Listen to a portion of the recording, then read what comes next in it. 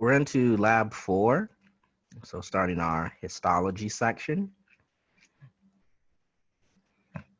So we're beginning with epithelial tissues, and we notice here we have this chart that goes over the naming of these specific examples. So the way this works is we have one layer of cells that have a flat, irregular shaped structure to it. And so just putting the name together, we could fill it in on this chart here. One layer, simple. The second part of the name is the shape. And then it always ends with the tissue group, in this case, epithelial tissue. So simple, squamous epithelium. Or if we go over to the next box here, again, a single layer is simple. And we want to match up with the correct name, simple cuboidal.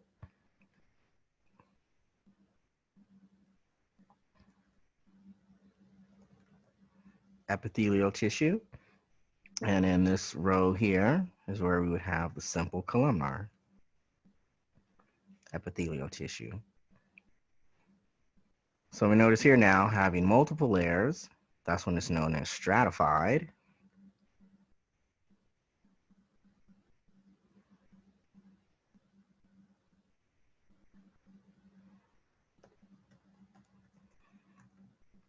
And let's erase that. So multiple layers of the flat-shaped cells, stratified squamous epithelium. And just to quickly copy this over. And one more time. Multiple layers of the tall, slender cells. That would be stratified columnar epithelium. And again, there's no difference if you end the word in epithelium, epithelia, or epithelial tissue. So that ending can be used. No difference there between those three. And then we now notice here for the pseudostratification, these simply do not exist with the squamous or the cuboidal shape. So these are only seen with the columnar shape. So the name here would be pseudostratified. And that's all as one word. Pseudostratified columnar epithelial tissue. So these are showing the major types of epithelial tissues. Single layer exists with all three shapes. Stratified layering exists with all three shapes. Pseudostratification is only seen with the columnar shape. So we'll move through the lab and we'll see some simple examples. We'll see some stratified examples, and we'll see a pseudostratified example. And that'll take us right back to here. So the way the histology will work is when we have the sample in bold, there's the name of that tissue, or in the future, the name of some organ. And then after that, we have the detailed traits that we want to recognize on those samples. And there's a little box here, to make a sketch, to take notes for what you see. So you notice you're starting with epithelial tissues. So you're going to see 4 specific examples, and then move into connective, muscle, and nervous tissue. So for our epithelial slides, we can begin here, and we'll work our way through the list. So the first one, simple cuboidal epithelial tissue in the nucleus and the cytoplasm is what we want to point out. So we can see that here. So in the center of the screen, here we see now this circular ring, or you see another bit over here. So here is a good example of seeing this simple cuboidal epithelial tissue. It's brought around into a ring, but one individual cell I'm highlighting right here. So this is one simple cuboidal epithelial cell. and they're brought around, they're attached to their neighbors to form this tube, to form this ring. And now the traits are, well, we can recognize cuboidal due to that roughly kind of boxy shape to the cell. It has a large circular nucleus, and the space surrounding the nucleus is the cytoplasm. So that's this first sample, simple cuboidal epithelial tissue. And the next one, we'll use another simple example, simple columnar epithelial tissue. So columnar are the longer, slender cells. There's more length than their width. And we're again going to point out the nucleus and the cytoplasm. So that's what we have here. Get our labeling. So in this case, I could trace along the cell membrane and we see these long, column-like slender cells. So we have a simple columnar epithelial cell. And again, you notice the dark staining for the nucleus. And again, the surrounding cytoplasm within the cell. This space is that area of the cytoplasm. So that's the simple columnar epithelial sample. And here's another example as well. So again, these longer, slender, column-like shaped cells. And then we see that dark staining to the nucleus. So now next we're going to move to a stratified example, and we're going to see a different shape still. So the stratified squamous epithelium, and again, recognizing the nucleus and cytoplasm traits. So that's what we have here on these next two images.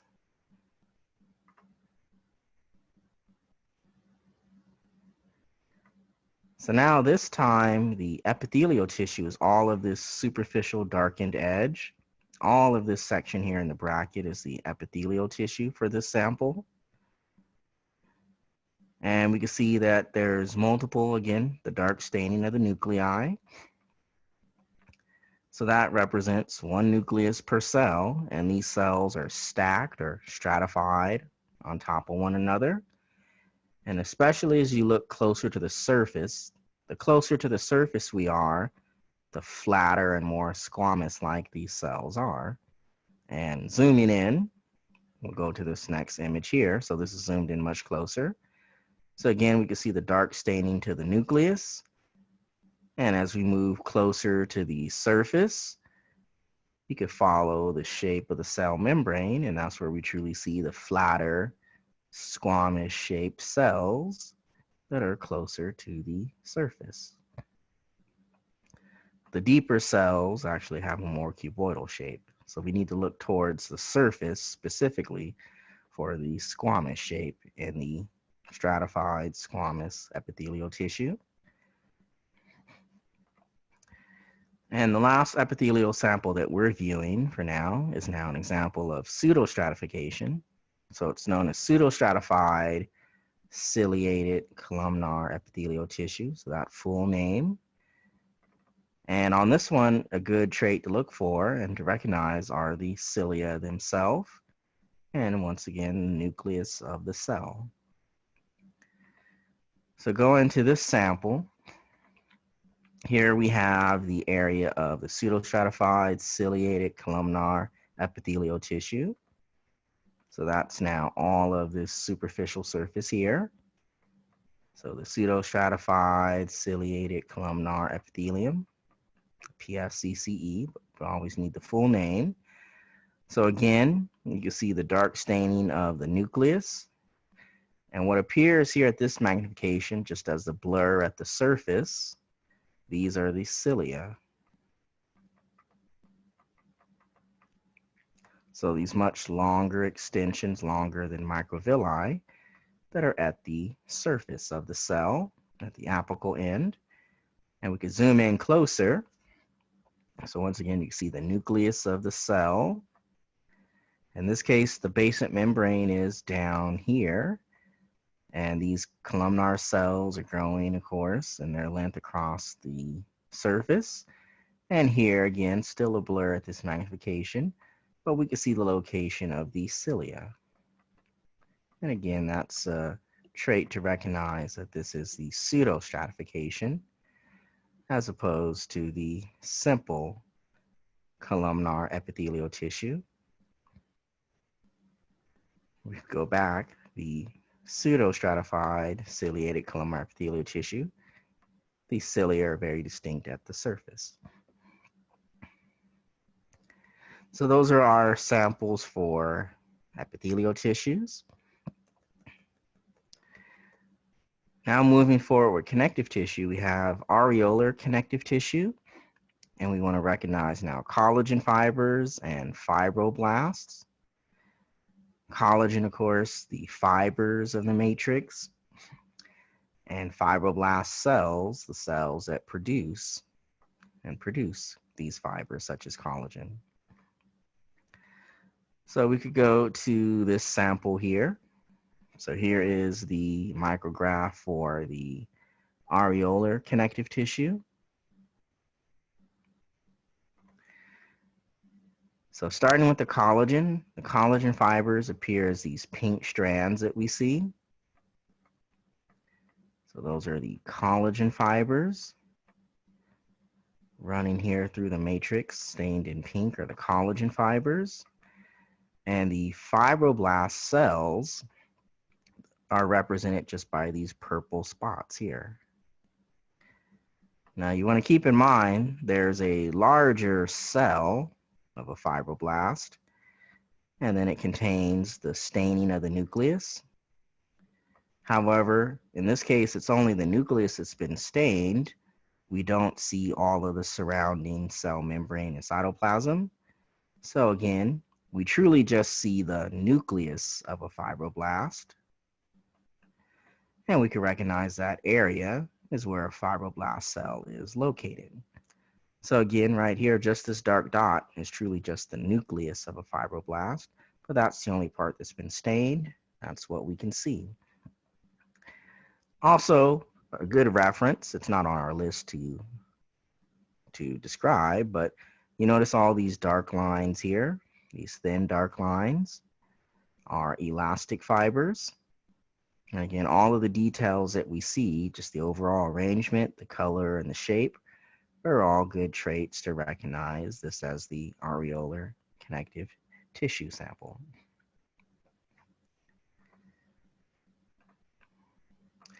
Next sample now, adipose connective tissue, and then just recognizing just the individual adipocyte, individual adipose cell. So here's the example here. And this is now adipose tissue. And we'll just highlight an individual adipocyte, a fat cell. So the pink staining in this case is the cell membrane. And right here, I'm just now highlighting a single adipose cell. And we can see adipose tissue is just a large collection of multiple adipocytes. So there's not really a lot of detail that we see, just the cell membrane.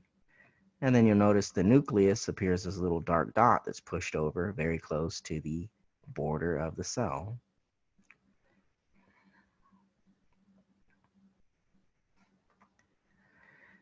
There's now dense regular connective tissue. And we're once again going to see pink staining of collagen. It's the same collagen tissue that we saw on this previous slide. However, there's going to be a very dense packing of it. So there's going to be larger bundles of densely packed collagen fibers. And again, those same fibroblast cells, just their nucleus stained in purple. And now the arrangement, what's meant by dense regular, we have a dense packing of collagen fibers, and regular, we have a parallel arrangement of the collagen fibers. So let's just go to the sample to see that here. So it's the purple spots, again, the nucleus of the fibroblast cells.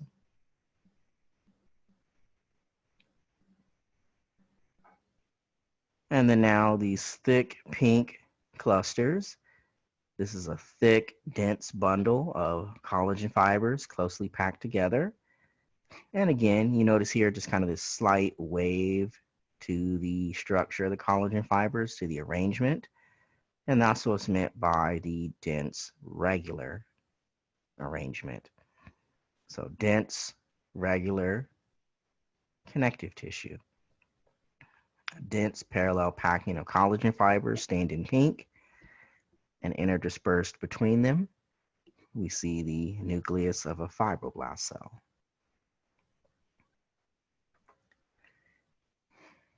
So continuing connective tissue, we have now hyaline cartilage, elastic cartilage, and blood. So for the cartilage samples, we'll see chondrocytes. These are cartilage producing cells. And chondrocytes, like other connective tissue cells, they can be encapsulated in a space. The space directly around the cell is called the lacuna. It's the chamber that contains the chondrocytes. And then the actual matrix of the cartilage itself. So we'll start with this hyaline cartilage, the more common type of cartilage in our body. That's what we see here is our hyaline cartilage sample. So on this hyaline cartilage sample, the darkest spots we see right here is a chondrocyte cell.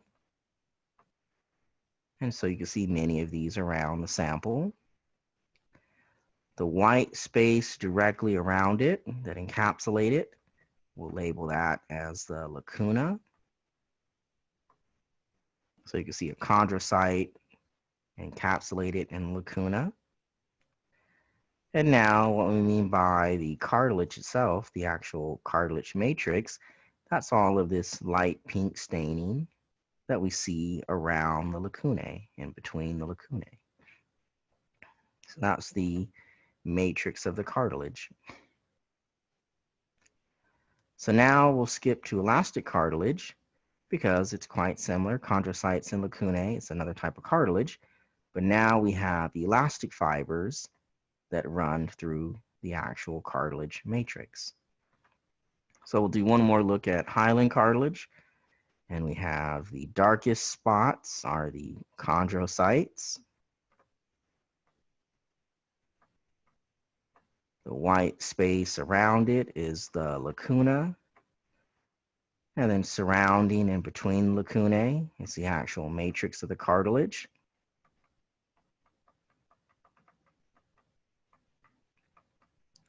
And then we'll skip to elastic cartilage. We could again see the chondrocyte cells. The white space around it is the lacuna.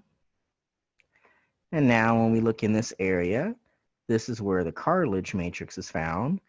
But we now notice these dark, thin lines. And these thin, very dark kind of purple staining is what they truly are, dark purple staining. This is now the appearance of the elastic fibers. So these dark lines that are now running through the matrix are the elastic fibers. And as a reference, the same type of elastic fibers that we see here in elastic cartilage, if we go back to the areolar connective tissue sample, that's what we mentioned over here. Again, that similar appearance, the thin, dark, very dark purple lines, elastic fibers. Here we see more spacing between the fibers, in this case for elastic fibers, and here they're a little more closely packed in this elastic cartilage. Another connective tissue sample, the blood sample, seen here. And what we want to point out from our lab, we have the image of the blood sample. And for now, we're just going to point out red blood cells and white blood cells. There'll be more detail as we move further into the semester. So the red blood cells are extremely common. So I'll just highlight this particular one here. We'll label it RBC. And you can see there's just a huge number of red blood cells all around this sample. Whereas now you notice there's the purple staining, there's a very small purple specks, but now there's this much larger purple stain, and specifically the purple staining is on the nucleus, and this is the appearance of a white blood cell. So it's a particular type of white blood cell that we see here.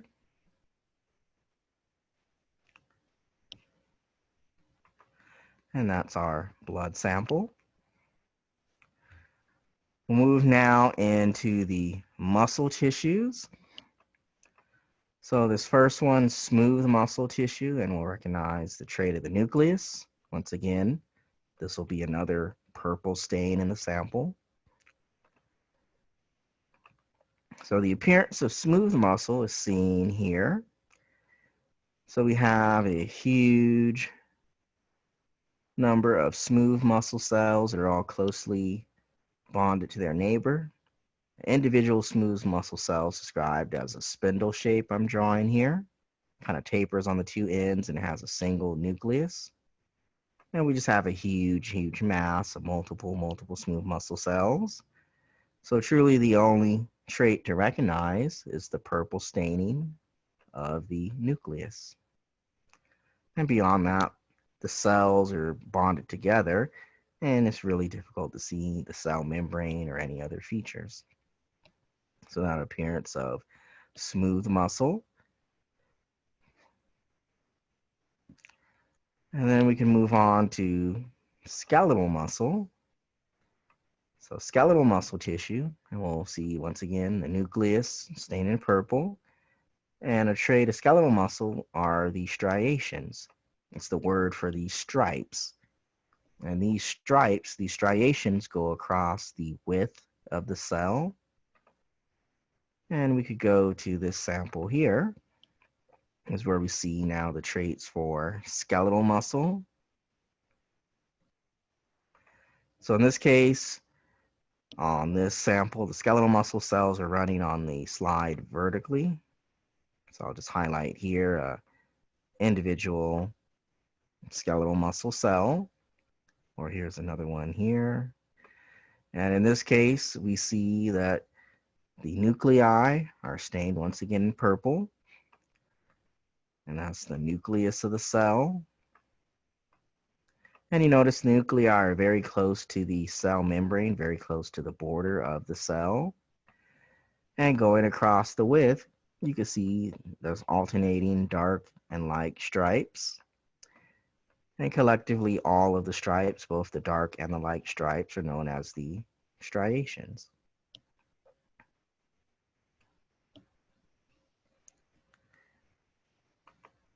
And our final sample for lab 4, we have now nervous tissue, just a sample of nerve cells, neural tissue spread across the glass. And on the nervous tissue, we want to recognize the cell known as a neuron. And then two details of the neuron cell are its cell body.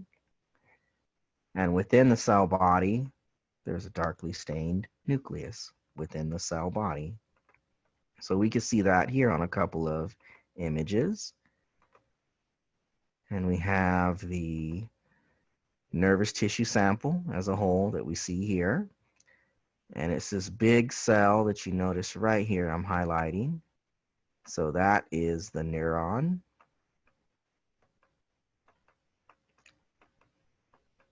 As opposed to these smaller little dots, these represent different types of nerve cells we'll discuss at a later date.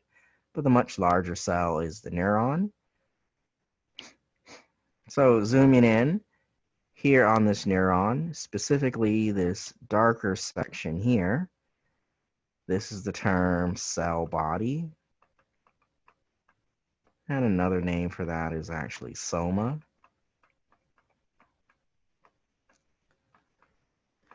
So this larger portion here is the cell body, aka soma, as opposed to the extensions that you see branching off of it. The larger portion, the cell body, and it's a little light, but right in here is where we see the nucleus within the cell body, and that's best seen here. So here we have a great view of a neuron. This entire cell here is the neuron. We have the darker section, the larger portion of the cell body or the soma.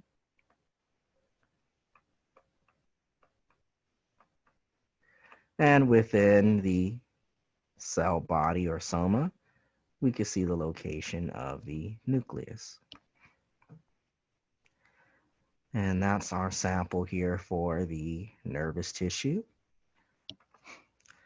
So of course, since we need to be able to recognize and name these different tissues, we could go back and point out some issues. So smooth muscle as opposed to the what do we want to see? There we go. The dense regular connective tissue and smooth muscle. Sometimes there's confusion there. At this point, let's just put these side by side. So both of these samples have the similar color scheme. Pink and purple is what you see a lot of times in histology. And we notice here for the dense regular connective tissue, and we'll just write that in. So here's a sample of dense regular connective tissue.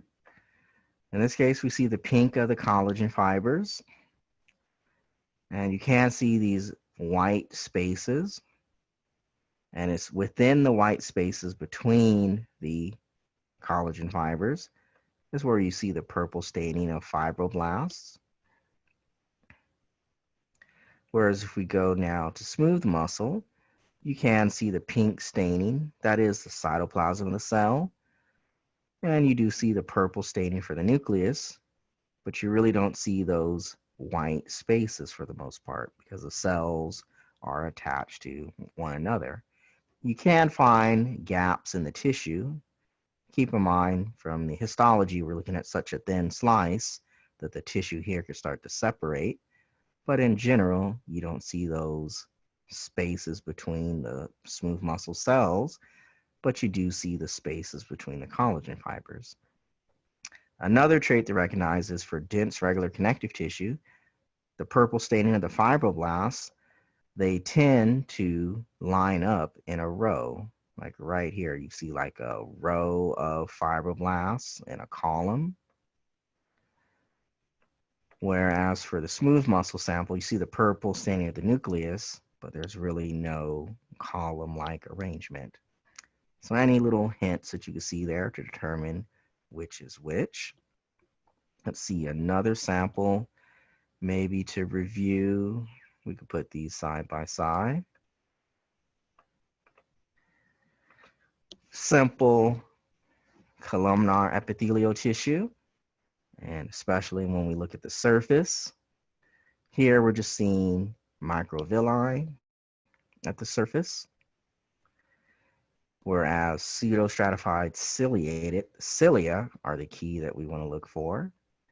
And we see the much longer extensive cilia at the surface. And let's just bring these two magnified ones directly side by side. So simple columnar epithelial tissue, pseudostratified ciliated columnar epithelia. And the cilia are the good trait to recognize. Anything else we want to go to, but that we don't get confused? Let's go see the two types of cartilage again. So in this case, we're looking outside of the lacuna in the area of the cartilage. And hyaline cartilage, you see the matrix, just this pink staining here for this sample. Keep in mind the color is always artificial. It just depends on the stain that was used. But when we switch over to elastic cartilage, you now see the darkly stained elastic fibers that are now running through that cartilage matrix. So in this case, the area surrounding the lacuna, we see now branching through these areas, the dark stained elastic fibers. All right, so it's always good to review and compare different samples. And the final thing for lab 4 is on our Canvas page, we have photographs, these very same photographs I was just using of the various tissue samples. So you could download these for review.